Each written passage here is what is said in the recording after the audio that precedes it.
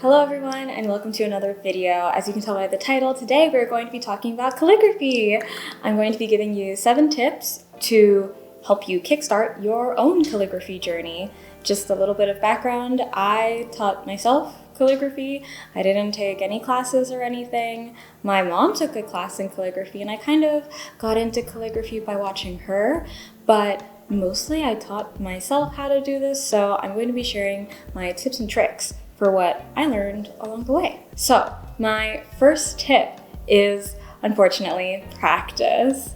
Practice. It's very important, but practicing, everyone says, you need to practice, it's important, but practicing without a framework or not having a plan when you set out to practice can sometimes lead to you getting discouraged and giving up along the way. So I recommend developing a little bit of a plan on recognizing what you need to improve. Maybe you've tried starting calligraphy before and you just want to improve certain aspects of your writing.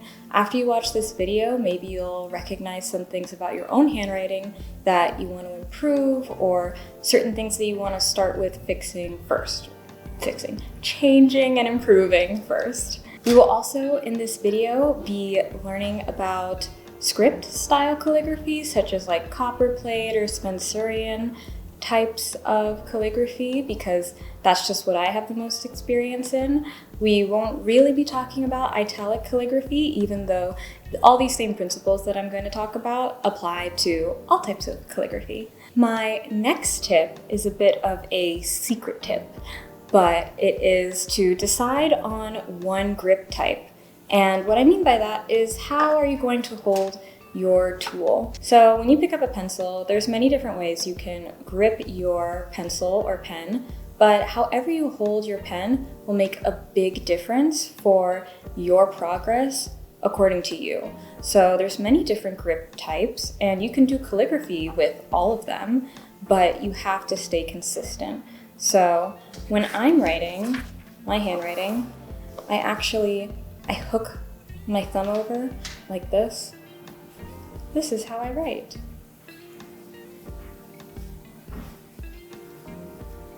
I write like this, and that's what feels good to me, is hooking my thumb over my hand. But I've decided that when I'm writing and I'm really concentrating on my calligraphy, I actually hold my pencil like this. And this helps me get sometimes consistent strokes with my calligraphy. I've practiced holding my pencil many different types of ways, and I think sometimes it's not something we always pay attention to, but you have to stay consistent with how you hold your pencil, because if this is how you're practicing, this is what your brain is going to form that muscle memory on. So yeah, this is usually how I end up writing. Sometimes I do end up writing like this.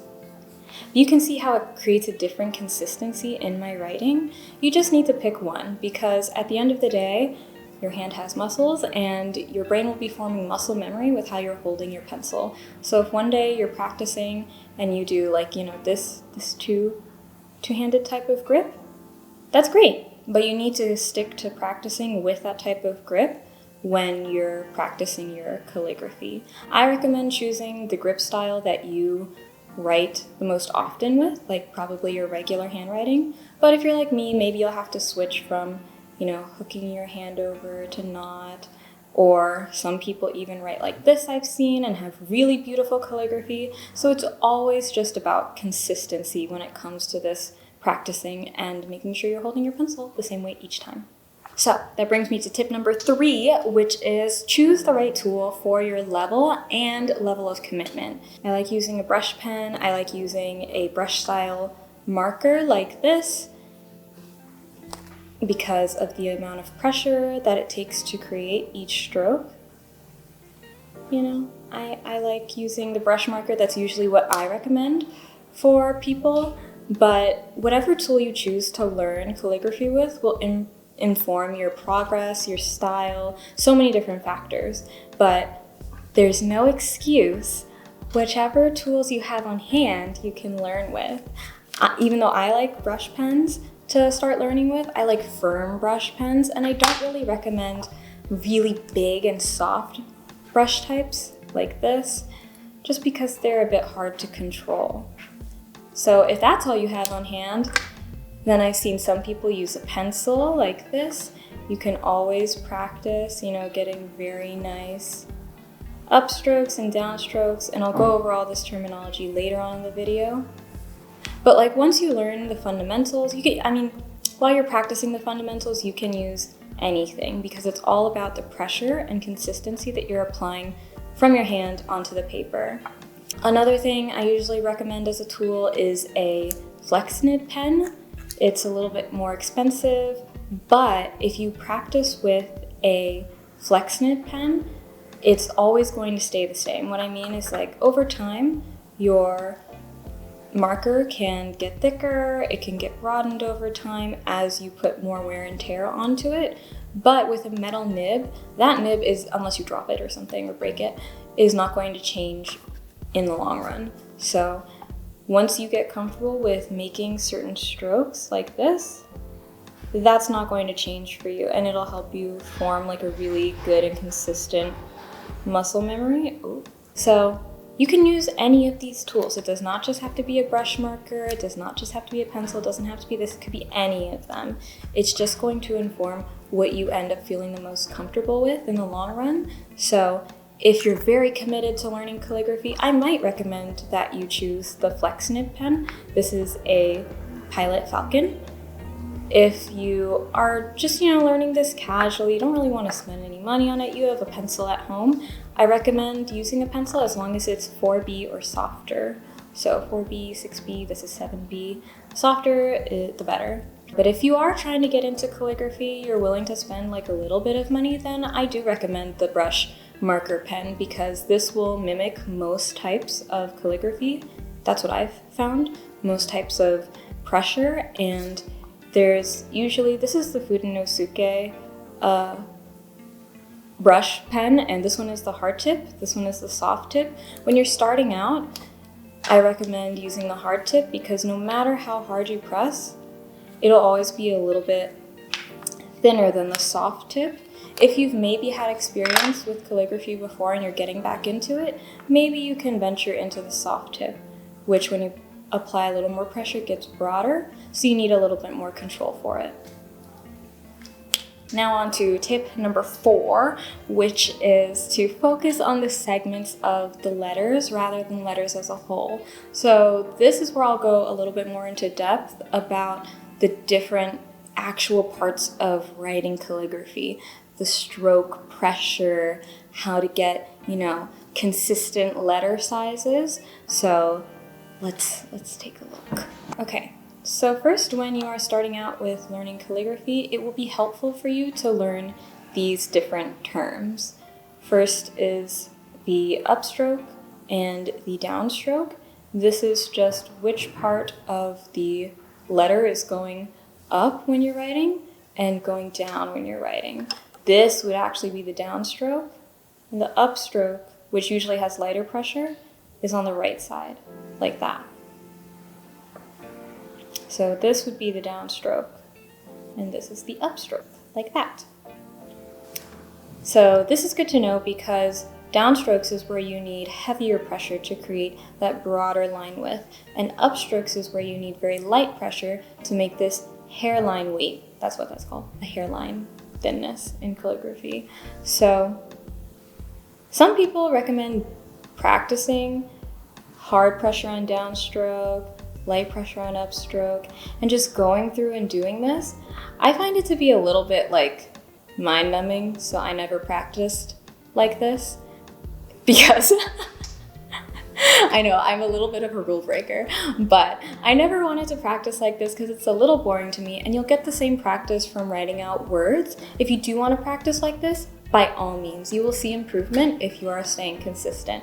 But the main thing you need to know about upstrokes and downstrokes is heavy pressure on the downstroke, light pressure on the upstroke, and that's what's going to create this really pretty line variation that you see in calligraphy. Next, this terminology is breaking down the letters into segments, and this is helpful to learn because it will help you learn where to analyze your own handwriting and your own calligraphy when you're practicing, and understand where you can improve. So I'll start with the ascenders.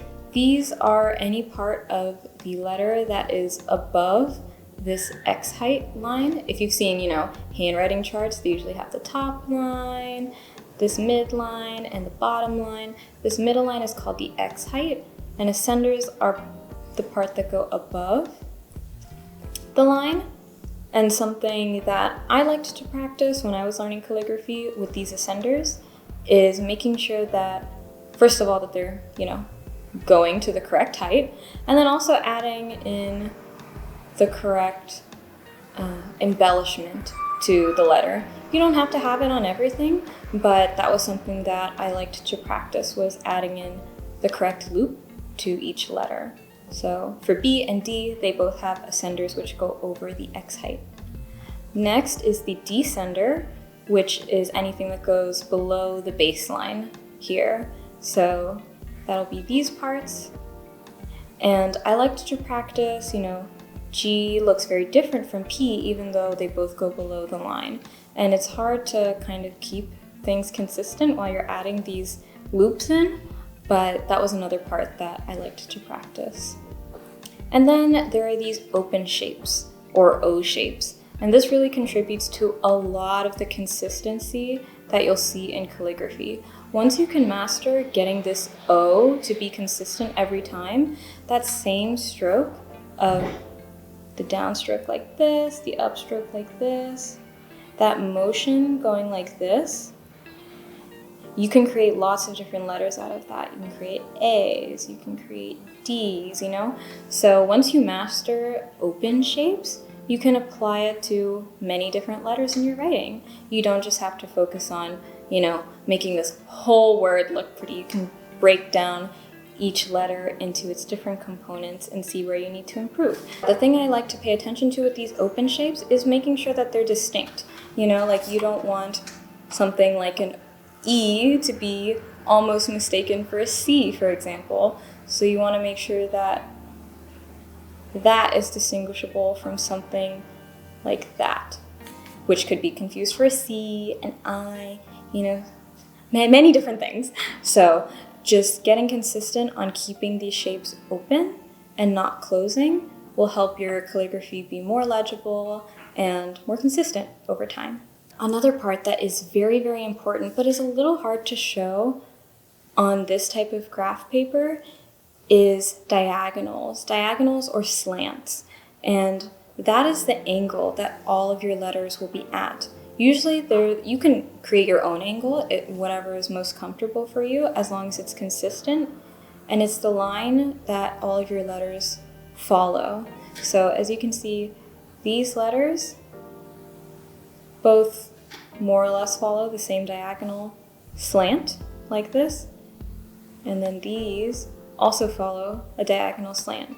Same with the O, the E, that downstroke on the A, like this. They all follow that same diagonal line. And this is probably the most important part of keeping your writing consistent. I would practice even writing your regular handwriting at this angle just to get used to keeping it at an angle like this. So I would practice writing your journal entries, anything and everything. Even if it's not great in the beginning, just practicing having your hand at a consistent angle and making strokes at the same angle each time will really help your calligraphy improve. And this is kind of an abstract concept, I feel like, because what angle is this? Is this a 45-degree angle, 60-degree angle, 70-degree angle? Who knows? But there are lots of different worksheets and workbooks out there to help you form a consistent diagonal slant. So this hand lettering guide is from Tools to Live By, and what's great about it is in the front it comes with these templates that you can tear out and put under the page to practice. I already started practicing a little because this is a new concept to me, actually. but you can put it underneath the page to kind of give you a guide to master these different shapes and master the ascenders, descenders, yeah. So this is a really good one, but what I like most about it is that it has this faint gray line with a diagonal slant in it already for you. And what's great about the fact that this is basically like a blank grid sheet of paper is you can make your own kind of handwriting practice template. I usually like to establish what's going to be my baseline, what's going to be the top and middle, like that. I don't have to like do it across the whole page unless you really want to. If that's helpful for you, by all means. But that's why this page is very blank, so that you can decide how big your letters are going to be. Because if you're trying to practice to write in a very small notebook, you might even want to practice where your baseline is here and the top is here, so that you're practicing at a much smaller handwriting size if you're planning on writing in like an A6 notebook, for example. But this is how you use the diagonal slant. The way you use these lines is every time there is a downstroke like this, it follows the same line like this. So you can see like this. Yeah, so this type of template is really helpful to be able to practice the diagonal slanted lines and trying to get them more consistently aligned with what will be a nice calligraphy slant like this. You can find other templates like this online if you want, a different grid size or maybe a different angle slant line. They're definitely out there. This is just the one that we have from Tools to Live By. That was my fourth tip of breaking things down into little segments and focusing on each bit and piece of a letter rather than being like, oh, all my words just look weird. I don't know what's wrong with it. You can analyze the ascenders, you can analyze the descenders, you can analyze the diagonal lines or the slant of your letters, and you can analyze the open shapes of your letters to see which part might need a little bit of tweaking and improvement. But that brings me to my fifth tip, which is you should check your work. Kind of like homework, you're learning, you're improving when you're starting out your calligraphy journey, so you need to check your work so that you can see where to improve. And I have an example here of how you might edit something to look at it improvement. So this sample sentence I have here, it doesn't look too bad. This is actually just like my regular handwriting, but I want to go through and analyze what looks a little bit off about it, because looking at a whole sentence might be a little overwhelming. You need to be able to break it down, like I said in the previous step, into little chunks to see where you can improve. And when you're editing your own sentences like this, I recommend just using some type of colored pen. You can use a highlighter, it doesn't matter. But as long as the point size is small enough for you to make corrections, I wouldn't want you to use like a colored pencil where the tip is much larger, because you need to be quite accurate when you're editing your handwriting for improvement. You don't want things to be too off, or else you might not notice what actually needs to be improved. So I'll go through it so we can see an example. So for this, I'd probably use a checklist. So first, let's go through the slants. The slant or diagonal lines. So if I'm looking through this, in my head, I'm going like, what's the most consistent line I have here? It looks like this is the line that I'm trying to follow. Okay, so it looks like I got it here and here, but you know what? The T and the H look a little bit off. So it should be this line, but it needs to be this. We need to slant it just a little bit more to, the T needs to slant a little bit more to the right, the H needs to slant a little bit more to the left, which is why you need a fine point pen, because with a pencil, you might not actually be able to see this tiny, tiny difference there, that tiny angle that needs to be shifted. That is why I recommend a fine point pen. And I'll kind of go through and I'll be like, okay, I got it here. This could be a little bit more straight like this. The J needs a little bit of improvement. But overall, the U, the P, these are all pretty good. That's pretty good. And if you have a template underneath with those diagonal lines, you can actually probably just follow that guideline underneath to help you correct this. But so we've gone over the slants and we've seen what we can improve there. Now let's go through the height of all of our letters that meet this middle line. So like our open shapes. And I see immediately here that the E is that's not open. We need to open that shape. We need to make sure that it's meeting this middle line here. That'll help it be a little more legible. The Q could be a little bit higher like this. The U needs to come up to the I, the C. All of this is a little wacky. Now I notice here that my ascender is not going up past this midline, and so that's something I'll come back at the next step. So I'll go through and edit like this.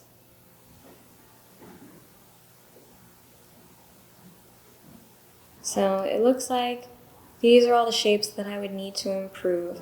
And this might look a little bit daunting to you, so if you want to use a different color for each check mark and have it separated out that way, that could also work. But as long as you're breaking it down into these different components to check your work, it'll be much more useful for you to learn from.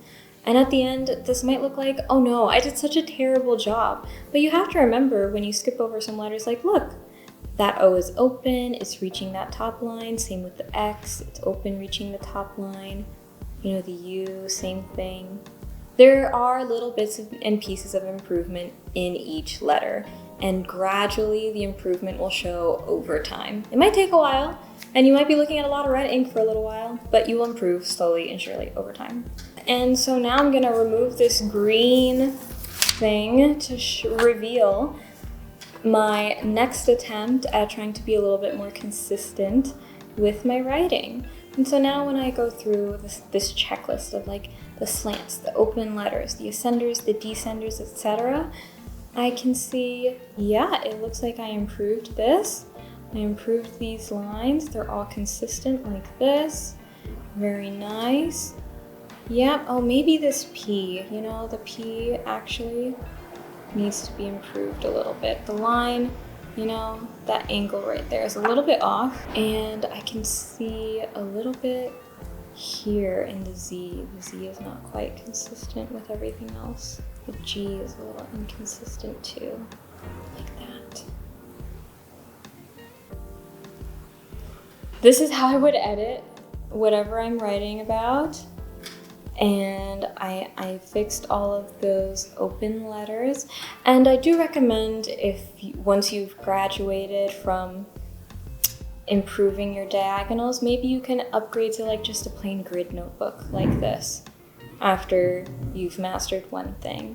So after you master getting all of your open shapes to meet this baseline and the X height, that midline, then maybe you can upgrade to just a regular line notebook. You don't need this guide to help you anymore. So you can always do things in increments. Like you can start with a guide like this. Once you've got the diagonals, you can just go to a regular grid notebook. Once you have the height of all your letters consistent, you can go to a regular lined notebook or lined letter paper or something. And eventually, you'll be able to go all the way to just a regular blank notebook and have things look consistent. So that was my 5th tip, which is to check and edit your work, because it is just like anything else that you're learning, you have to study. So that is my 5th tip. My 6th tip is, once you've mastered the rules, you can break them. So once you've mastered getting all of your letters looking consistent with that diagonal, consistent, getting those open shapes, you know, meeting the right height and staying open at the right angle, you're kind of getting really consistent and your writing is looking really nice.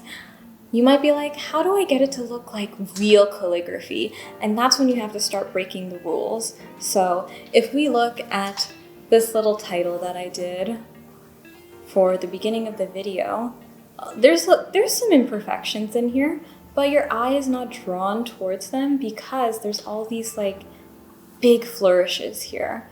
And flourishes, also called swashes, are different ways to embellish your writing in calligraphy. So the most common one, I would say, is the figure 8 type of calligraphy. So you can look a bunch of these up online, but there's that shape, which is at the end of a letter. You go like that. You can also do like that.